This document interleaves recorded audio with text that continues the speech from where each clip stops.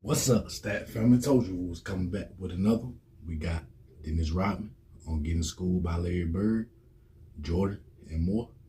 This is a live reaction.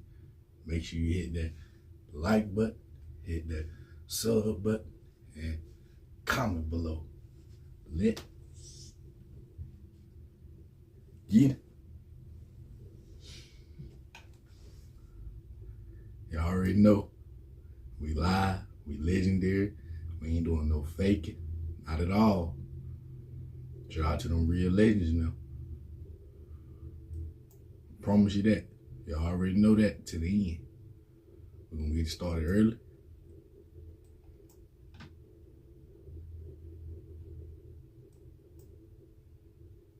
You know we gotta salute them real legends though, for real, promise you. Never get old.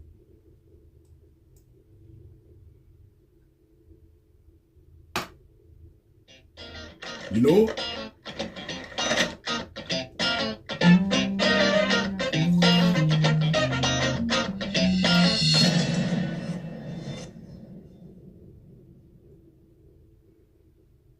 Hello, good day everyone. How's it going? I'm Sean David. Thanks for tuning in. In today's episode, we got a very special guest. Not only one of the best players in NBA history, but even more important, one of my favorite players of all time, Dennis Rodman. Welcome to the show, man.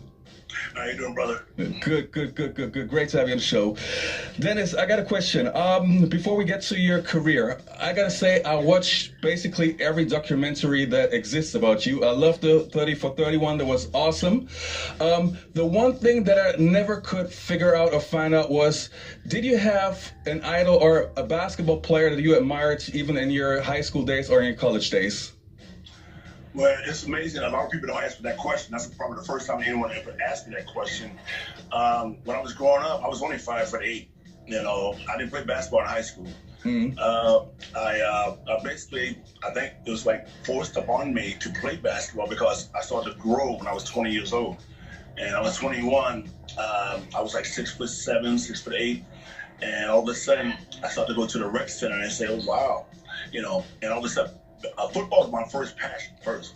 You know, I lived in Dallas, you know, the Cowboys, the Dallas Cowboys was my team, right? But I was rooting for the, Roger Staubachs, all those guys back in the day.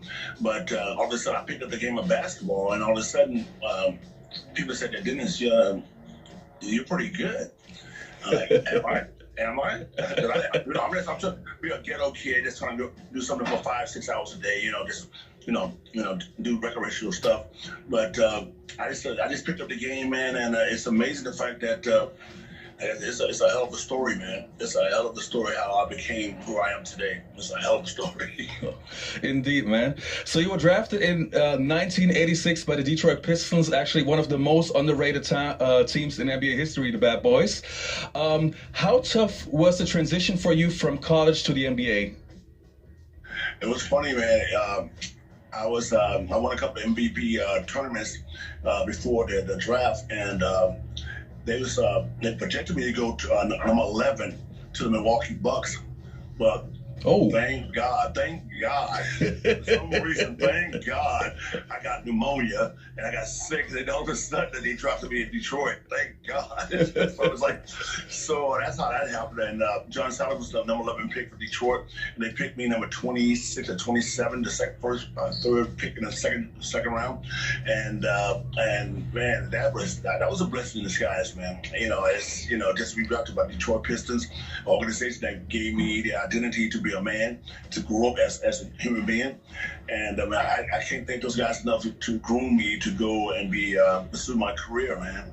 It's an awesome thing. So you just mentioned that it was a blessing in disguise. What was it like being part of the Bad Boys and actually beating the entire league up? How much fun was that? Well, if you look at the 86-87 season, I was like a guy in a pumpkin patch. I didn't know what the hell I was doing. I was just pretty much just having a good time, man. Just having a good time. I was just so happy to be in the league. I was so energetic, so hyper, so lucid and alive. I just wanted to just go out there and just play, man. Just to show the people that I love the game of basketball. And you see some of my interviews back in the day, I would tell people, say I would play for $1 just to be in the NBA. I didn't care.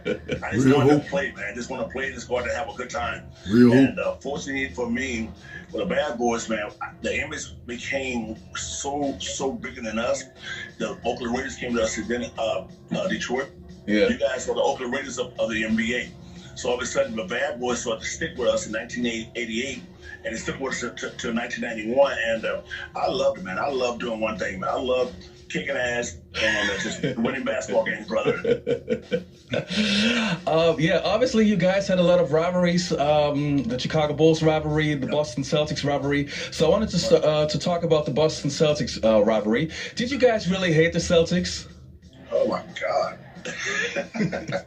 Like I said, man, I was just so green behind the ears, man. I didn't know. I just wanted to go out there and play. But I think Isaiah Thomas, Joe Dumars, Rick Mahorn, Benny Johnson, all those guys that was there before me, they hated him so much. But I didn't know the rivalry was like that until I got to participate in the first game in 1986, 87, and I tried to do my best to guard Larry Bird. It didn't work too well.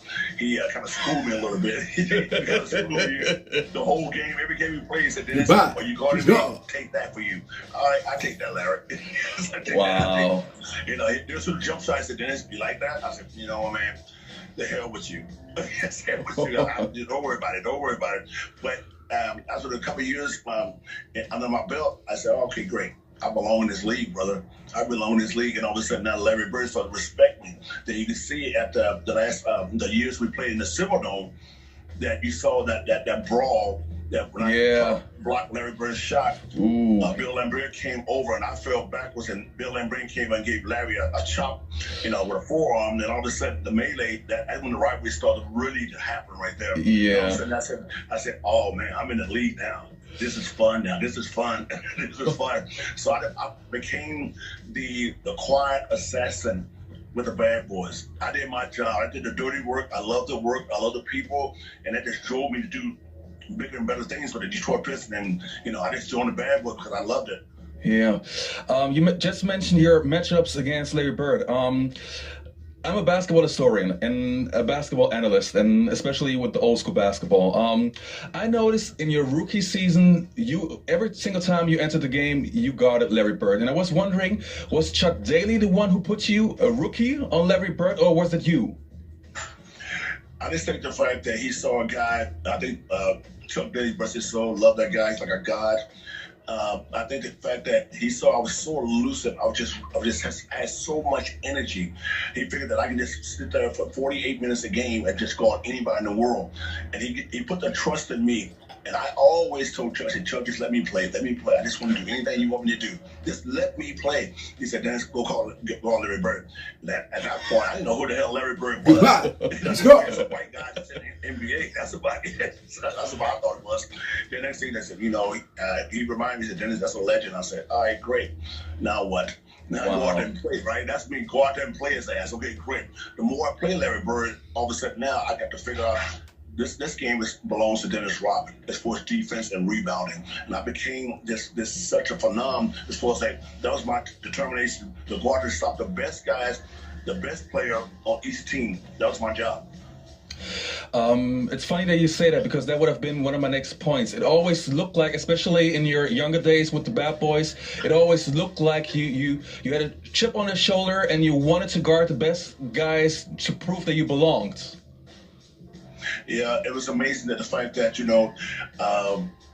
every game I go to like Dominique Wilkins, Charles Barkley, whoever that was in the 80s and early 90s, I got the toughest guys on the team because they trusted me to do one thing: shut them down, get rebounds, and do the little things that takes the win. And it's amazing though when I guarded Michael Jordan back in the day, and I was I was writing Michael Jordan's ass. I know. Right, bam. Either way, you score, but that darn it, I was right there, damn it. You're gonna get it the hard way. But it was amazing, and I always say about when I came in the league, I look back and said, "Wow, there's a guy from Central Arkansas coming into the league called Scottie Pippen." I'm like, wow, we got a similar game. Uh-huh. And I looked at, I said, wow, Scotty just like me, but he can shoot better. That's what I said, about it. I said, great. And we had the same similar traits about playing defense, all around player. Just very humble and very unselfish. Yeah. And for me, I think the fact that the people in Detroit love me so much because I love to work. It wasn't about the glamour or the glitz. It was about going there, doing your job, working hard, and have a good time, and take a lunch pill, and have a ham sandwich, and make it a day. Make it a day, baby. Right? You just mentioned MJ. I have a theory. I defend my theory to my death. I believe that if it wasn't for the bad boys, Jordan would still be the GOAT in my book, but he never would have reached the level that he did because you guys took him to another level. What do you say to that? All right, you guys, stay tuned for the second part of the interview with me and Dennis Rodman. Watch out for great topics like talking about how Dennis Rodman actually became a Chicago Bull, how he had to apologize to Scottie Pippen. Then we're going to talk about his rivalry with Karl Malone. We're going to talk about the 1996 NBA Finals between the Bulls and the Sonics. So watch out for great content, and I'll see you next time on the Basketball Time Machine. Dennis Rodman, the best defender ever, man. That's for real. Real legend. I'm talking about guarding real legends out there, man. Getting torched by real legends and on standing his ground against real legends, man. The best defender ever. Didn't care about scoring at all. Motherfucker had 30 rebounds, 0 points. Literally, with a win. With a win now. Come home with a win. 30 rebounds, Dennis Rodman now. 0 points. 0 points. Did not care about scoring. But guess what he will do though? Lock your ass up. Promise. Big defender now. The best defender ever. Got them guys paid for defense now. Your legend, Dennis Rodman. I'm talking about when you look up defense, you need to see Dennis Rodman name in the dictionary. You need to see that. I'm talking about big name. Big defense. Big Dennis. I'm talking about Big D.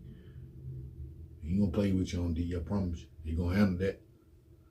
Offense, he ain't worried about scoring. But as in containing, he can do that.